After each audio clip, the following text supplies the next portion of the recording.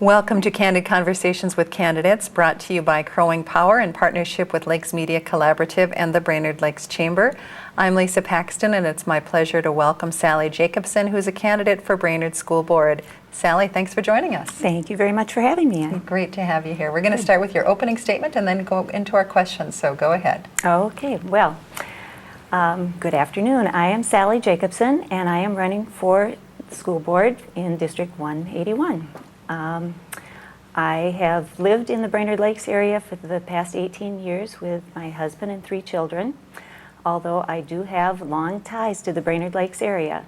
My grandmother, Ella Mitchell Turcott, was a teacher at the original Whittier School, and my grandfather had the Fairway Foods here in Brainerd for years, and my father, John Turcott, graduated from Washington High School when it was new in 1939. And I've spent, my parents had a lake home on Lake Hubert since the early 70s, and I've spent my summers here. I worked at the resorts and worked in Nisswa. And 18 years ago, when we were trying to decide where to move to out of the cities, Brainerd is where we decided, mainly because of the excellent educational opportunities available in the Brainerd Lakes area. I graduated from St. Olaf College in 1981 with a degree in political science, and then I did go back to school at Augsburg College to do my elementary ed coursework.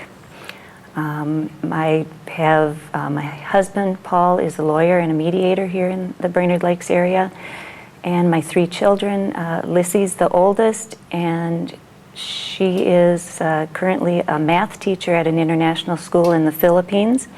My son Peter will be a senior at St. Olaf in Northfield, and my youngest son Luke will be a senior at Brainerd High School.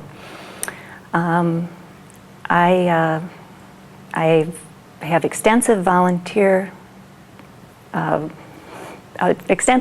past in the Brainerd Lakes area. I've been involved with the Habitat for Humanity as the chairwoman for their annual fundraiser, which is one of the largest events in the Brainerd Lakes area. I've volunteered in the school in all capacities. I'm an active member at Lord of Life Lutheran Church in Baxter, and I'm also in charge of the Women of the ELCA in this Brainerd Lakes area.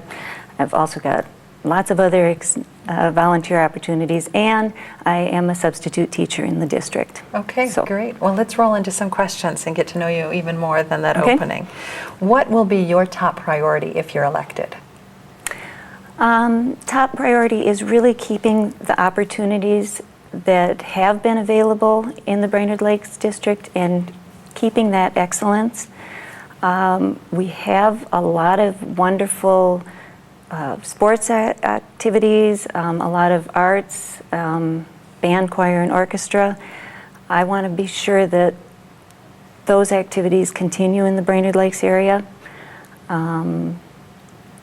We also have the advantages with the AP classes, and I want to be sure that those are maintained, and just want to be sure that the opportunities stay. Okay. What are 3 things that distinguish you from the other candidates running for this office? Probably the most unique thing is that I am a substitute teacher in the district, so I bring a unique perspective because I know what it's like in the classroom.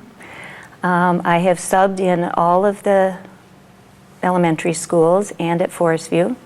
My kids never really wanted me to sub at the high school, so I don't sub at the high school level.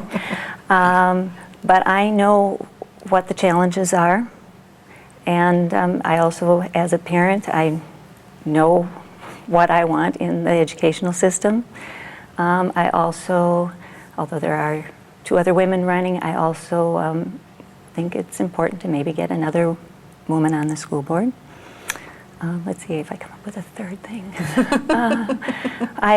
Probably that I do have extensive volunteer experience in a lot of different areas. Another area is that I've been very active in the League of Women Voters, and I think education is incredibly important. I have helped run the forums in the last few years. I've moderated and organized them. So. Okay, great. So what are your budget priorities and how will you pay for them? Well, budget priorities, a lot of it is just maintaining what we have. We have an excellent business and finance director in Steve Lund.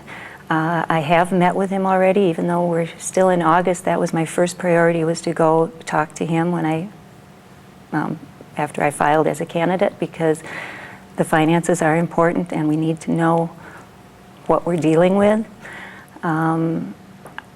It has helped immensely that the referendum passed last year, because then we have a better idea of what we're working with.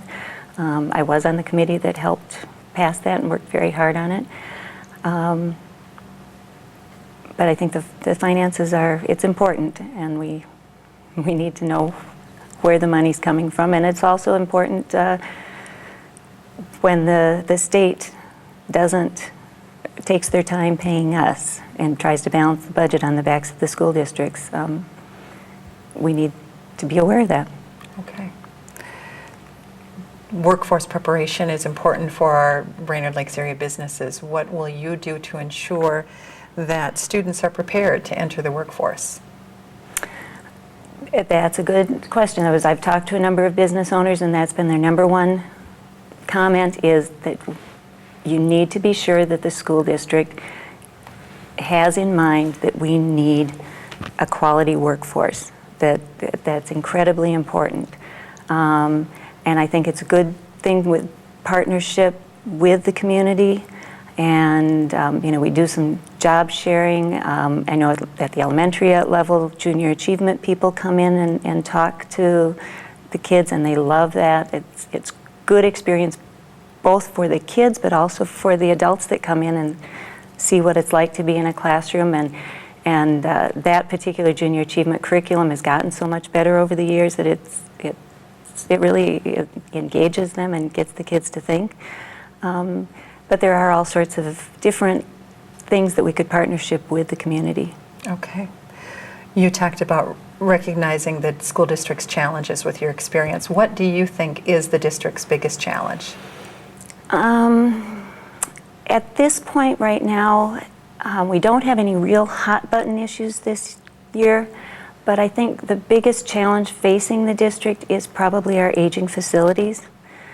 Some of our schools are getting very old, and although they have been maintained very well and they're really very nice, it just brings a certain amount of challenges, both technology-wise and environmental-wise.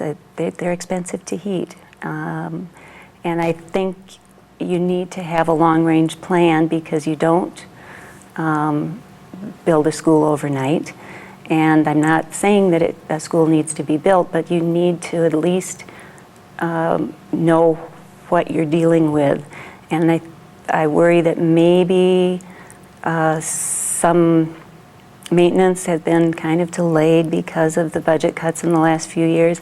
And I just want to be sure that the facilities stay in good shape. Okay. That concludes our interview. We are out of time. Thanks for joining us for Candid Conversations with Candidates. Vote November 6th.